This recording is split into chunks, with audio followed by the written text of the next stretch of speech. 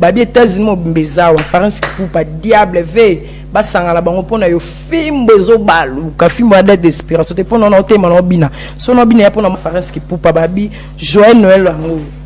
o sakana babi France ki pupa ya leki bango France ki pupa e somo France ki pupa fimbo chicote France ki pupa e France ki pupa mon vieux chicote chicote France qui pour pas mon vieux na le dodane kota o bazo ya mango ba continuer ko baluka pona Congo savant to forcer mututé to tinika be mututé bo si sango poso bokoki yango te na kubenga na bino sara na de gege eukani te Faras qui poupa, Faras, oh Zamba batelayo, Faras qui poupa, Zamba zalanayo, ya, Zamba batelayo, Zamba sungayo, Mosalana yo, Ekende liboso,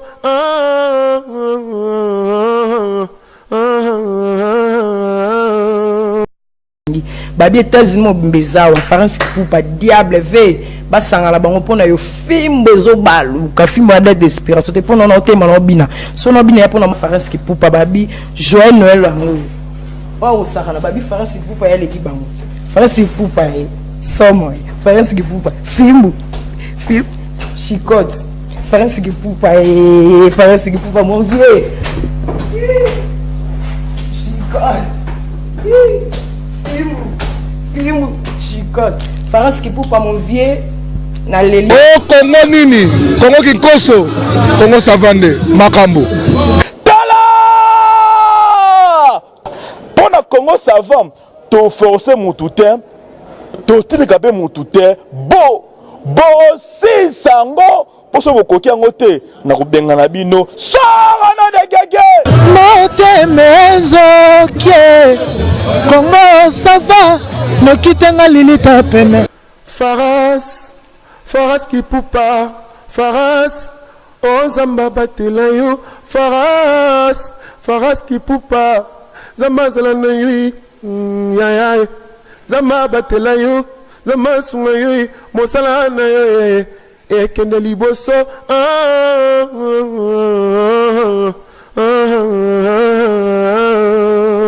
24 avril 1990, 24 avril 2017, 27 ans jour pour jour depuis que le maréchal Mobutu a lancé un multipartisme dans la République démocratique du Congo et Ali socle ou encore un début de démocratie. Phrase est comme célèbre par rapport à la date où comprenez mon émotion, le maréchal Mobutu larmes aux yeux à l'achat comprenez mon émotion, pas mon qui était Mboka. À l'époque, tata bo, mama bo, parti bo, moko, ezo kimaye, ezo kende. 90, 97, le marché Mobutu est parti. Plutôt Mobutu est parti 7 ans kaka. Après avoir lancé multipartisme dans la République démocratique du Congo. Le problème à cas, c'est ça, combat, il y a démocratie dans la République démocratique du Congo. Est-ce que démocratie est zali, est vandi? Est-ce que le principe démocratique est respecté? Est-ce que le peuple est libre de s'exprimer? Il faut comprendre. La confusion, notamment la confusion entre liberté d'expression, insulte, injure, et ça a la placité. Et mettre point de vue, ko finga mutute, ko loba défaut physique ya mutute po mobeko et ko kanga yo. Mais ce que mettre point de vue ko te wana lisumu ezalité pe ekozalaka te. Komba wana bandeko musu bandima ko bunda yango. Surtout bito sa moi bilan na ndenge na biso de 90 à aujourd'hui, tout le monde a kem. 97 Mobutu accueilli Mouzaïe, 2001 Moussa Koufi, 26 janvier Joseph a eu pouvoir, Joseph Kabila a eu pouvoir, 2003 accord à San City, 2005 début et enrôlement, 2005 référendum va soumettre à la constitution l'approbation à peuple Ndimiango, je crois 18 décembre 2005, juillet 2006 premier tour à élection, octobre 2006, deuxième tour à élection, président Joseph Kabila, président de la République. 2011,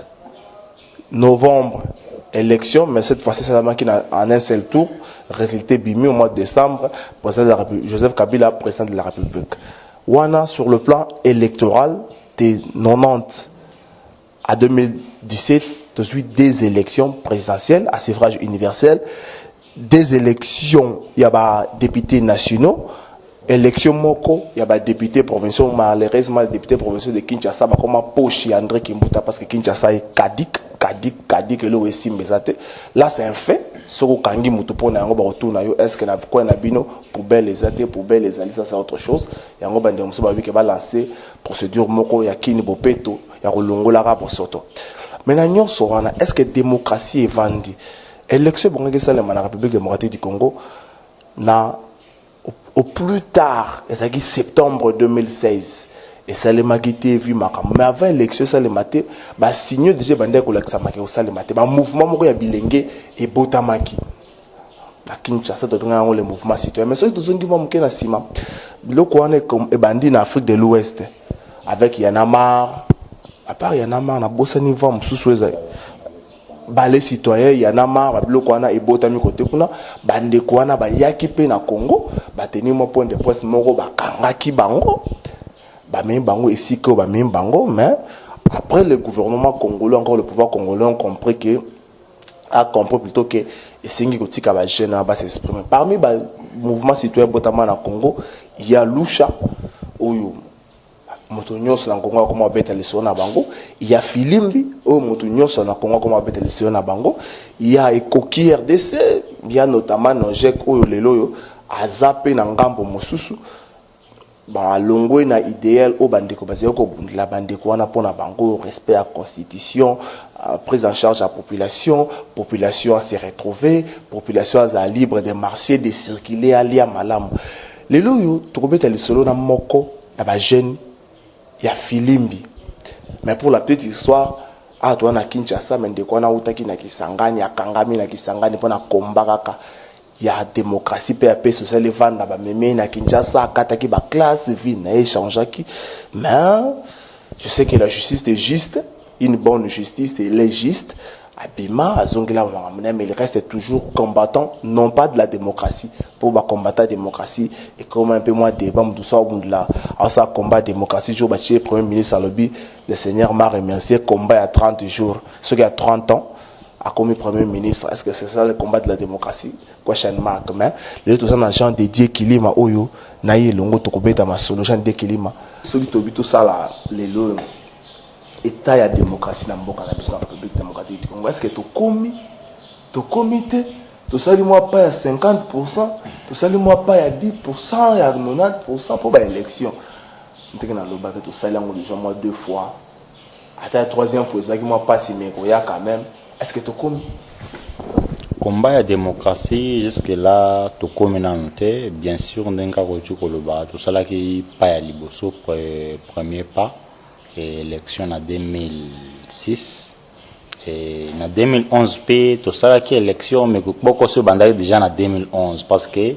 loi électorale est déjà modifiée, il fallait que l'élection présidentielle, ça, il y a 2 tours, ça, il y a un tour moko. Problème de Jebanda qui Angoana et puis élection à députés provinciaux et Salimakité, il y a sénateur et Salimité et glissement de Jebanda qui depuis 2011 il y a Sénat et puis il y a Assemblée provinciale. Tu vois comme en 2016 au peuple a causé la sous à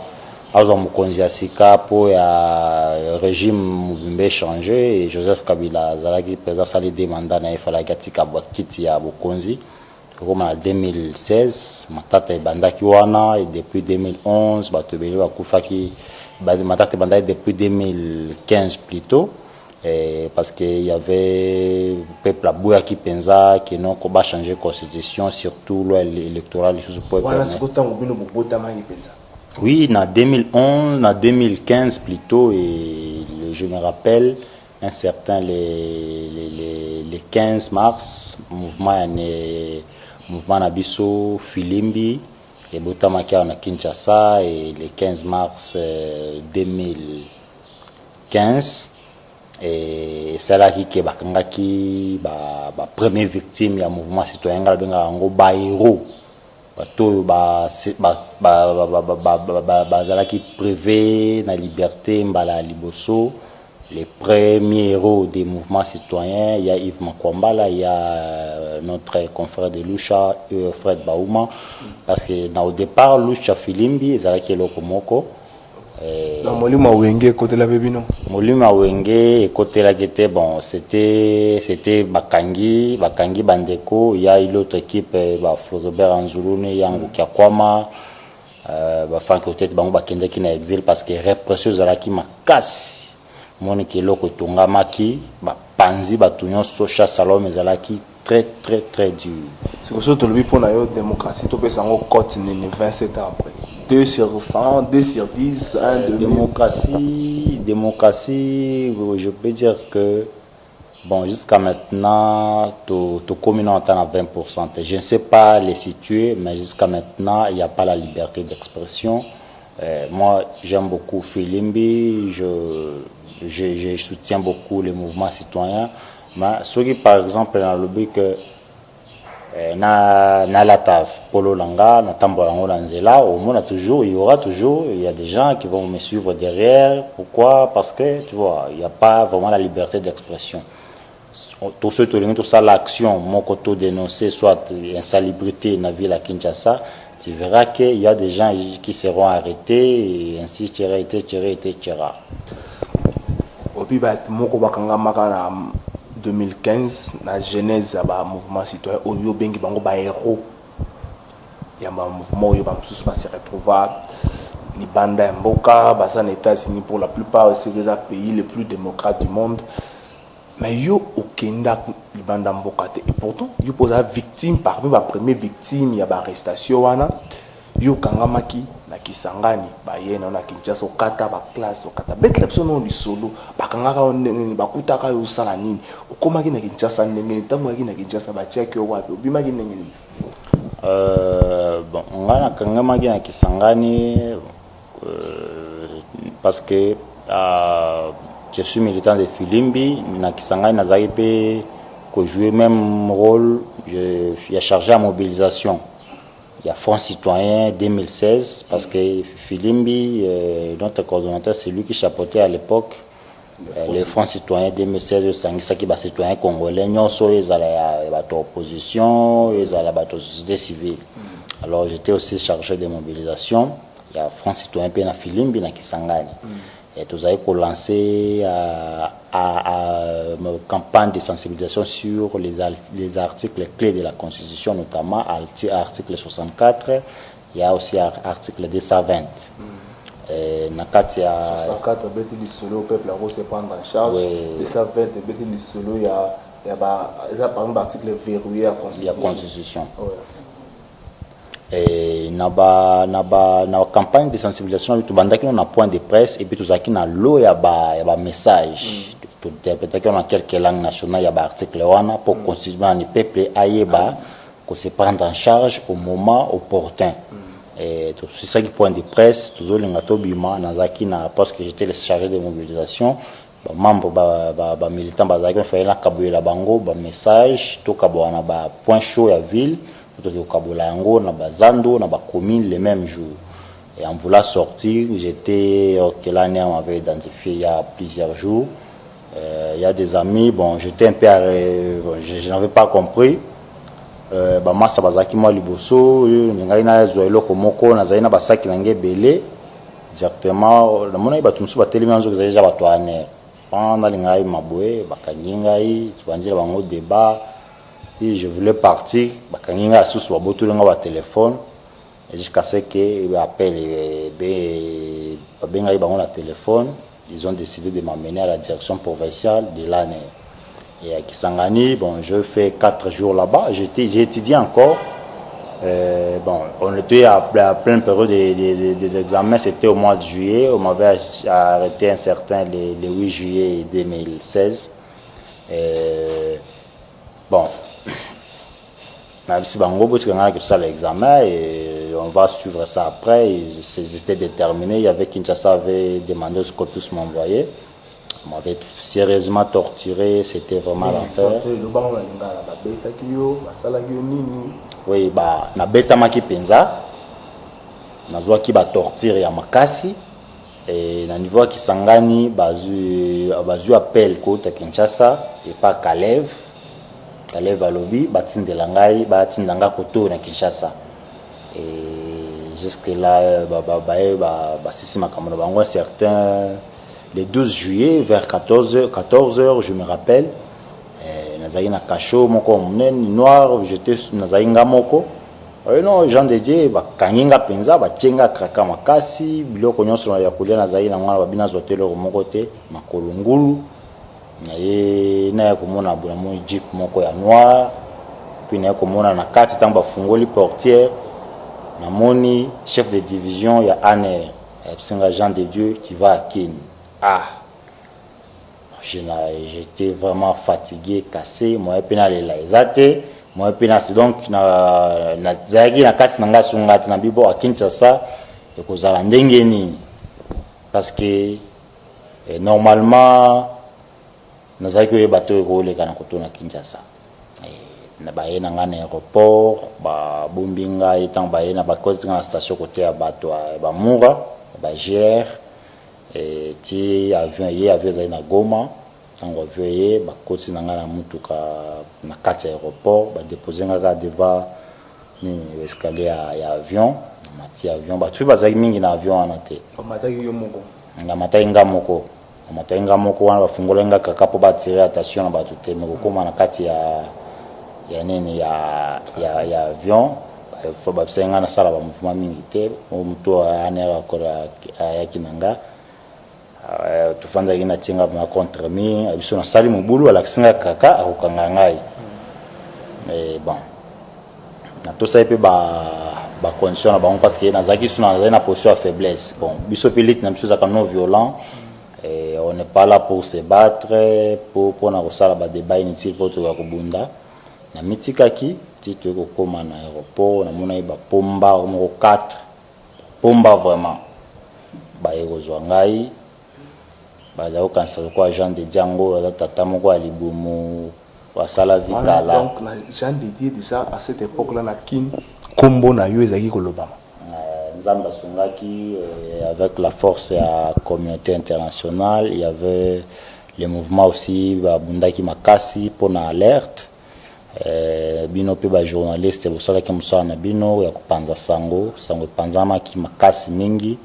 sala ki ANR faiblesse na bango ezala kasoki sekele na bango bimé déjà basili makasi soki balingaki balimwisa yo metango sekele déjà bimé libanda moyen ba continuer sous ko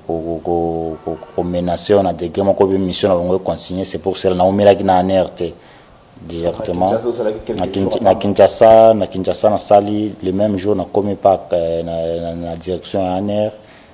basali linga billet na kina kasho ya 3Z 3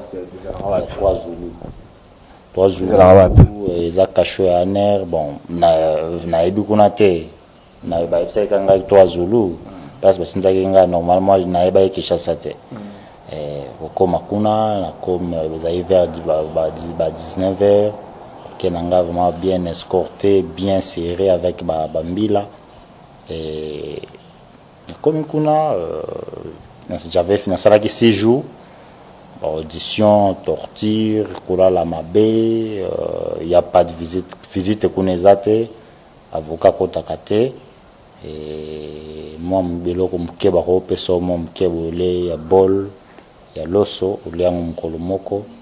ti lobi ozeli mususu sala kuna 6 jours nzamba kusunga les 18 on a commis les 12 les 18 vers les avant-midi monka ba benga Jean de Dieu zo biloko nyonso bon yo zaki na biloko kuna poso biloko nyonso ngo na kuna na kutaki ba prisonnier bazali kuna ba pesa kinga carton abanda kolala soki wana nde bazako benga ngo biloko zo biloko nyonso puis na kutaki ba prisonnier musu kuna pona zaki na kilote te pesa kinga kilote na zuka kawo bazako benga ngo biloko na sachet moko sachet sachet moko ya na bosa na sachet wana ngai na bombango mais ebungila ngai sachet muto ani arasumbela ngango na aéroport sachet moko ya léopard ça quoi valise na ngai loko mike soki na zwe loko na nzela eloko kulia na bomba na kati sachet wana regreta ngo mingi ndenge ebunga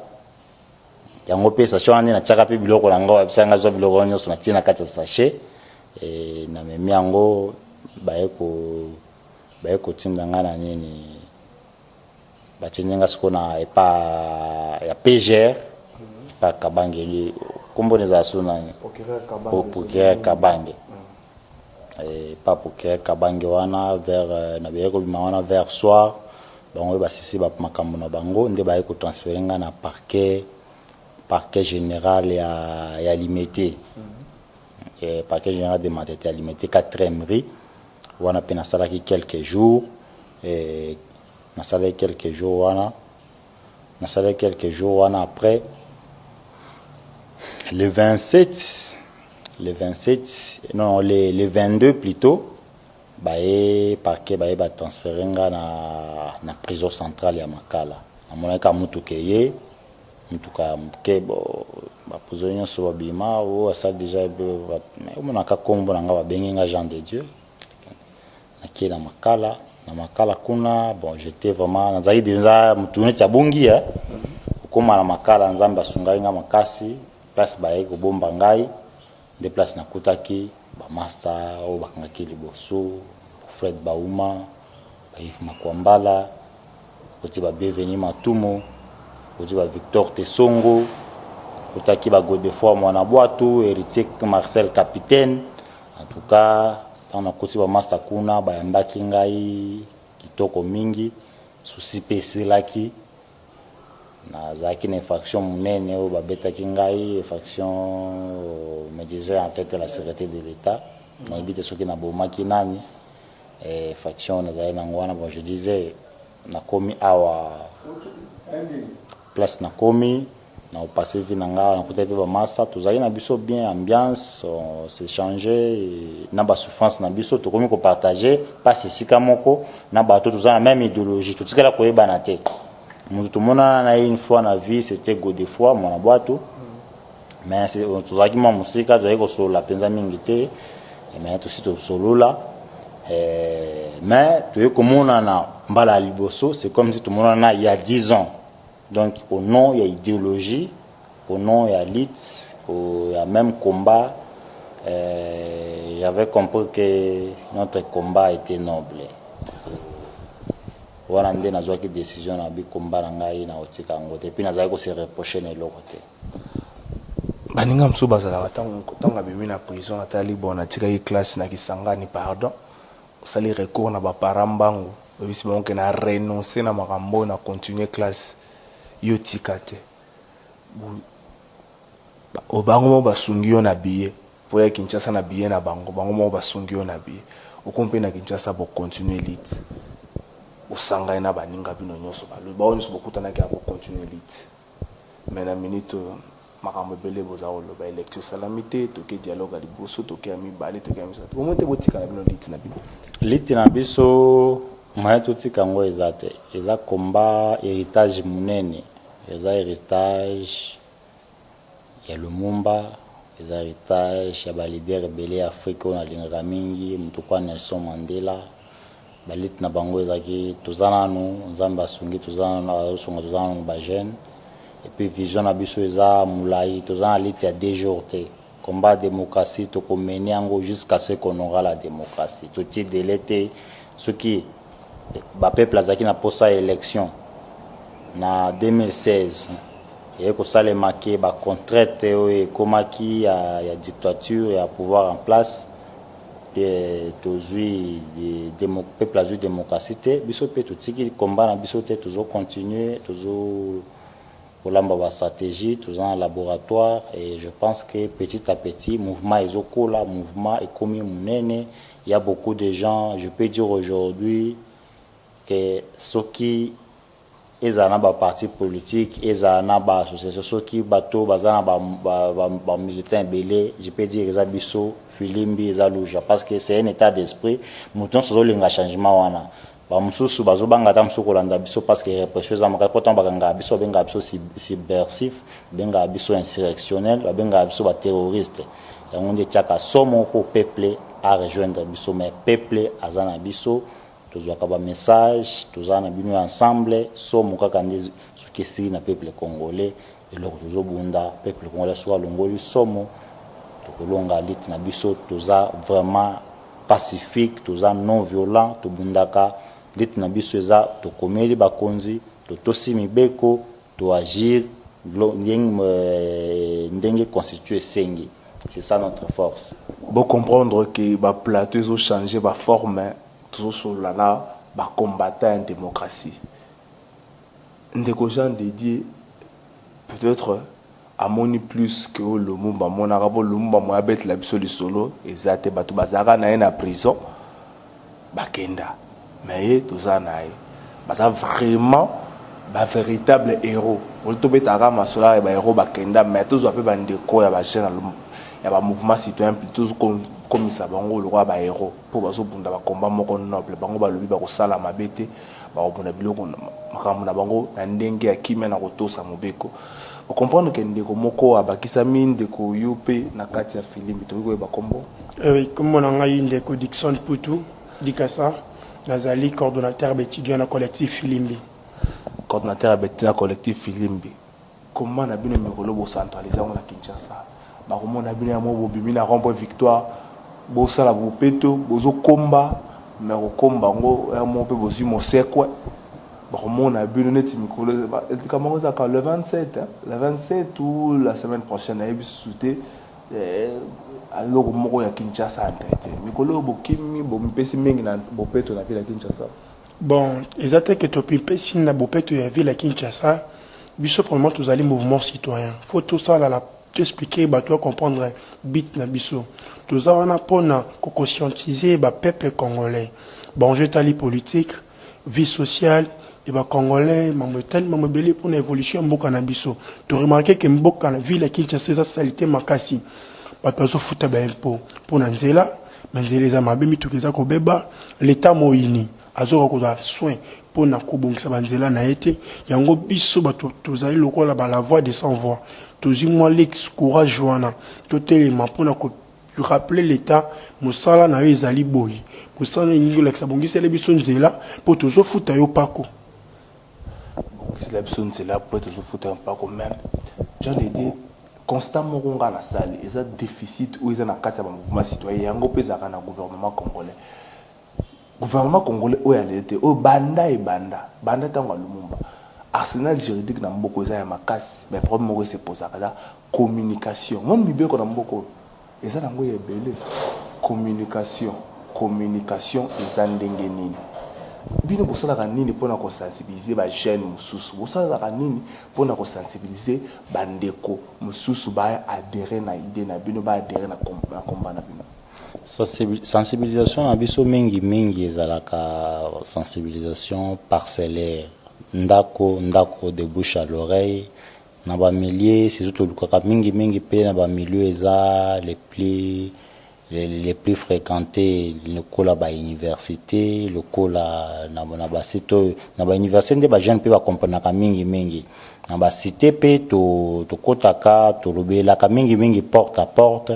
et tout ça là kango vraiment ezaliti moko sensibilisation moko makazi pas tozana na bon ote tozana na financement c'est lit na biso ezaliti ya conscience ezaliti tout ça là ka na ba moyo tozana ngo ngana fanda ka soit na inekin na kozala musana ngana sensibilisaka ba ndeko inekin lokola ndeko diction na salaka musala na e ba étudiants so ba yaka na inekin apesa bango ne fiske message ya mouvement pour comprendre que lorsqu'on parle avec bande comme mouvement citoyen, par contrainte à la rébellion, par réalité à la rébellion. Dans la démocratie, tout le monde yango, tout le monde a malé, mais la République démocratique du Congo. Bilingue, au moment où on va bouger à Mboka. Dans ce que nous posons la politique, va bouger Mboka, mais bango va bouger à Mboka plus que ça. Ce qu'on soit là, bango, et singulièrement moko kata, ou battre la bango, yo pour mi battre la. pour ce que okoi na makambo ndeko Jean de Dieu lobaki okonyoka maka Jean de Dieu communication ça déficit na bino pour ça la ndenge bande koloba ndenka nazali koloba communication na biso to sala ka mingi communication parcellaire porte à porte de bouche à l'oreille. Exemple na pesa ki donc na ba chaque entité oyo mutu na mutu aza proche neti na ba université okuta ndeko diction na zakuna enda communiquer ka bazakuna ebele ba rex ils sont un peu nombreux et oyo basala ka effort que communication salema na côté iniki na ba chaque institution na ba IBTP partout toza na ba cible oyo to chapo communication za la facile na ba quartier pe place mutu na mutu afandaka neti na Kinshasa na limité okuta ba communicateur ya ba chaque cellule bazali o faciliter ka kenon lutte petit à petit et atteindre batunyo c'est plutôt juste atteindre objectif wana parce que Filimbi est presque dans beaucoup de provinces et là que zo sangana na ebisa ki eza somo batu bazana message na biso juste atteindre ba objectif batu bele ba déraper na mouvement par rapport na kat na réseaux sociaux bamususu pe na bakaninga olandaka na information azwi numéro a bengi et puis baye na mouvement et je pense que là comme quand etikali peuple soki a eu décision na ye parce que tout ça di musala na biso et puis tozoko ba petit à petit ba tupe bazo continuer ko adhérer mouvement zokola ndeko makambo bino to sabonga na zonga zo bino Filimbi kaka te anesa na zonga zo bino ba lusha bande ko mususu o bozo bongisa pona ville ya Kinshasa yo baluloza na mokumba monene kuna na ngambo ya inikini ko sensibiliser abantu bozo ko milengele ndenge nini po nazolo ba syllogisme moko na bandeko basaki ba classe ya biologique si Kinshasa est sale or Kimbuta habite à Kinshasa donc la conclure. Si Kinshasa est sale, or Kimbuta est le gouverneur de la ville-province de Kinshasa, donc, nous allons conclure karate. Le syllogisme n'angami balé na conclure en moté. Merci beaucoup, mon amboka pour na motuna wana. Vraiment, l'it nabiso tout ça c'est basé plus sur Vilka et Kinshasa. Tout l'ingi plus changement et salement. Bande kolonisi bazana ba Kongo na Matadi moto tozana sakanya bato bazana Butembo to lingi changement ezala partout souci na biso eza que tout mona peuple congolais a jouir na ba droit naé parce que on n'a pas que les droits vis-à-vis na état na biso non c'est les obligations yango moni biso ba gent tozui lix wana ya ko senga na ba autorité na biso numéro 1 ya ville Kinshasa Kimbuta yango moni to lancer ba action ezali les a projeté pour le 27 de ces mois ici, au biso mouvement citoyen, tout ça que c'est mettre les moyens possibles pour que ville à Kinshasa ait un label à l'époque. Et si biso mouvement citoyen, le mécanisme ni auto fonctionner là nango, ezali plus billet de $100 billet moka monsieur Franklin babandi moko mibale misato so monango $10,000 bo monango bon na pona komona mbongo nous sommes les jeunes to travailler na no mingi penzate to zona mbongo a minete mais on a plusieurs fois été contactés na ba téléphone les autorités nous on a notre stratégie auto fonctionnaka to lingaka à distance na sur la kana mutu nyonso te soki na yebi ke non na musika communication ne ko luka ko dévier ko luka ko corrompre esprit na ngai na empêchaka ba communication mingi na nzela c'est pour cela moni stratégie na biso ya ko vivre tozalaka mingi nous sommes un peu beaucoup plus cachés ndenge na liaka ndenge na vivaka batu beleta msuba mona bisoka na musika ma ba auto zakala bango elongo tozana bango confiance que non pour esprit na biso ki ndé musika azana audace wana to que mona mokonzi tel belo benga biso na ba téléphone mais to écharpaka bango en distance c'est ce qui fait notre sécurité corrompre. Nous sommes plus que déterminés parce que tobetaka mingi sete wana pona l'esprit à corruption ya détournement ba penser ko ma développement na mboka zo sali batan ebele. Moi j'ai été arrêté na passé na ba circonstances ya makasi presque na ba réseau ya minene ya mboka et tout a été dit to bomba to tuna ndeko za ko lobela kambo ya sensibilisation ya ville ya Kinshasa. Là peut ce exemple gouverneur de la ville au moni était moni bourgmestre sa commune na yo lemba limete zo biwapi asalio offre moko boy. Est-ce que au sala biso lokola ba politicien congolais tenen ba sala population akuganga na journée gangi na journée na butu tant balakisi S7 lokola ya ngai alobe nazaki na problème za osela ba nini téléphone akala na zone S7 na zwanda kuna gombe na boakisi na nga population okotika letite tala ano leo sommet bino bozo ya bo meka leo sommet boto banga te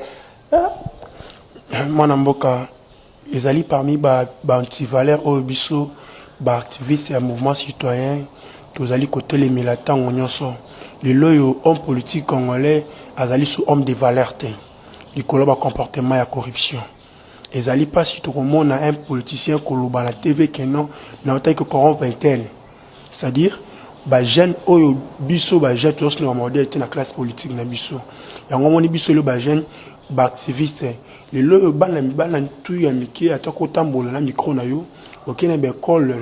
misusu bana ba 6e humanité poser en question et le noko ça na vie ce que noko préférer dans un activiste il y a mouvement citoyen que cause à la politicien parce que la politique c'est maintenant les mensonges notamment pour faire que ça ni activisme koloba kena kokuta na bourgmestre moko bo apesa ngai mbongo toni pour que na bossa na penser na ngai wana ezali idéologie ya activiste était on a contourner un peu ba idée na biso loin de là tous ces pensées biso bit na biso ezali que Congo est changé ville à Kinshasa to benga et Kinshasa la belle ezonga ne loko na ngwana siko le 27 ans beaucoup bandela pour soukela bon le col ezali wana ezali parce que il faut rappeler na stratégie comité stratégique ezali o yebi comment ko élaborer makambo wana parce que rassurer bino loko moke biso toza wana pona commettre bango pression en ce sens que ville à Kinshasa ezonga ndenge ezalaka liboso et si tu relobela mambo itali ba corruption c'est important faut pas ba yango mambo zo mambo que ezali système c'est le système kabili il faut que le système nous sonne kende si mentor à générer un peu classe politique na biso pour mentalité ba te comme ka corruption Germain Kambenga da ministre jeune. Oui, il y a ça jeune, mais c'est ça. Là, une fois qu'il est corrompu, à Bossani loko, à Zali Kolobali Bosso, yango moutan à Zuma solo, à Bossani que peuple congolais vivra dans la misère, bakino bavandi na kisenso, kenda komona bangote, ova na bibwa, kenda komona bangote, à monika qu'intérêt na yango na biso ba jeune activiste, to link changement wana, ezala d'une manière générale. Moutoza na kisenso, a se sentir que ngana za na vie na Kinshasa, na zo vivre mieux courir za malamu, maiza malamu, na zo futer un peu na ngai, pe l'état zo respecter ba droit na ngai. C'est un peu ça mwana mboka. Merci Nabino Penza ku vanda Nabino na katikati Nabino et botisi na kati nanga l'essence ya patriotisme tout mais quand na seplara na liloba moza na franc congolais et plutôt na hymne national tout comme bien na souka na hymne national serment de liberté que nous léguons à notre postérité nga phrase nanga na seplara nango so congolais nous comme c'est le roi na et serment de liberté que nous léguons à notre postérité seconde moko pesinga ya non de seconde moko ndeko général Célestin Kanyama ba suspendre bino le roi ba mouvement citoyen pour s'épel nango insubordination à armée sanction nango les gars 5 jours te na tombe longue insubordination à armée sanction nango les gars 5 jours te ba na soldat solo ba bi insubordination à armée 5 jours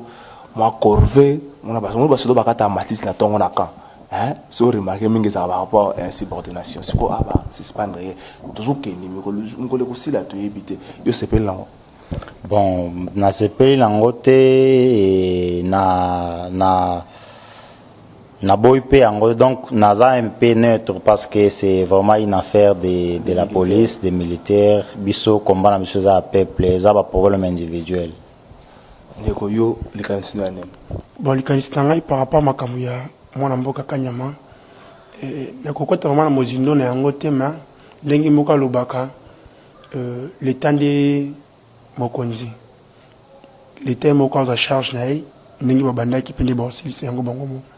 Merci wana boki makanisi na bango to sukisi ndeko Jean Didier, merci na yo ndeko kombo ekimi ndeko Dixon, merci na bino menga pona nga moto asali mbeba moto aboki mibeko place na ezali na justice akende ko samba soki mwana mboka Celestin Kanyama abukaki mibeko soki za insubordination 5 jours essayer de kaki ba zong c'est kiti na ya bokonsi soki za yango te ba mema ya samba ka soki za ko suspendre ye pona ko kitisa ye ngana a contre na mboko yo bato mosusu makasi bayaka basuspenda bango na nsima moto mosusu makasi abotama oyo akobotama après est ce que akotosa mobeko nga na ndimi te natie loboko na nga lokwa mili mishiki akupe moto akoya après na Kinshasa kotosa na ye mobeko te mpo atiaki komona sanction moto lekola général Celestin Kanyama. Merci na bino soki bosepeli biso makambo papa yamba tokoya te makambo afale aleki fere tokoya te makambo soki ya garçon azoki mambango lokwa nini tokoya te biso tokoya na makambo ekomema nsomi na Congo. Bandeko merci na bino nga na bino tokuta le 27 soki pe bokokoka soki leo soma za 40,000 multiplié par 2 ko sa 80 soki bokozwa te soki bomoni ke bokozwa te boyebisi ngai soki bokozwa boyebisi pe ngai na ya na nga te pona tambola pa. Congo, nous aimerons. Pourquoi tu aimerais pas nous? Donneras-nous de l'amour. On sera pas la même guerre. Ah, c'est le Congo de nous. Personne mourir.